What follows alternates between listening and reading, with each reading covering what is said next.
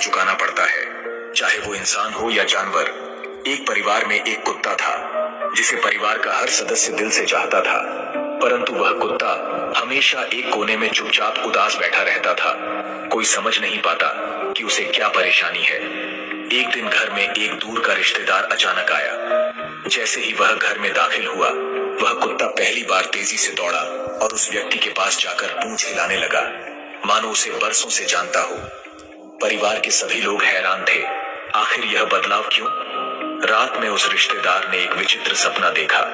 उसके दिवंगत पिता सपने में आए और बोले, बेटा, जब मैं जीवित था, इस परिवार से मैंने एक कर्ज लिया था, परंतु उसे चुकाने से पहले ही मेरी मृत्यु हो गई। मेरी आत्मा उस कर्ज से मुक्त नहीं हो सकी और अब मैं इस परिवार का कुत्ता बनकर अपने कर्मों का हिसाब चुकाने के लिए वर्षों से यहाँ हूँ।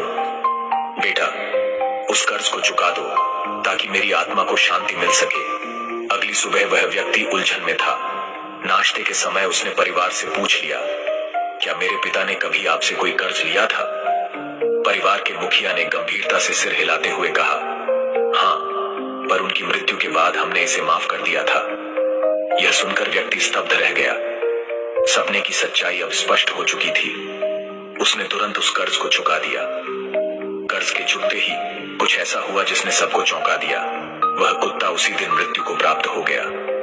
परिवार सदमे में था, लेकिन उस रिश्तेदार को अब समझ आ चुका था कि कर्मों का हिसाब इस जन्म में ही नहीं बल्कि अगले जन्मों में भी चुकाना पड़ता है। कहानी की सीख, कर्म का लेखा जोखा हर हाल में पूरा होता है, इसलिए हमें हर कर्म को सच्चाई, ईमानदारी और निस्वार्थ भाव से करना चाहिए।